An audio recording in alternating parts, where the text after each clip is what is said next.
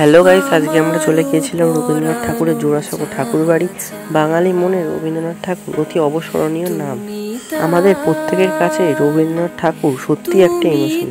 তো তোমরা দমদম থেকে মেট্রো করে গিরিশ পার্ক নামবে এবং নেমে মেবি 4 নম্বর গেট থেকে 5 মিনিট হাঁটলেই তোমরা পৌঁছে যাবে জোড়াসাঁকো ঠাকুর বাড়ি। সেখানে গিয়ে তোমাদের টিকিট কাটতে হবে। টিকিট প্রাইস মাত্র 20 টাকা করে।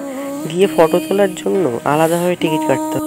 তোমরা ভেতরে গেলে দেখতে পাবে রথীন্দ্রনাথ মঞ্চ, রবীন্দ্রনাথ ঠাকুরের মূর্তি। সেখানে একটা খুব সুন্দর বড় দালান আছে, যেটা ফটো তোলার জন্য অ্যাস্থেটিক প্লেস। আর কবিগুরু যেখানে থাকতো সেই বিছানা, মীরা, সেই সমস্ত কিছু ইউনিক জিনিস। সেখানে জাপানিজ মিউজিয়াম আছে। তো আরও কিছু দেখার জন্য তোমাদের জোড়াসাঁকো ঠাকুরবাড়ি যেতে হবে। তো সবাই বলো ভিডিওটা কেমন লাগলো, কমেন্ট করে জানিও।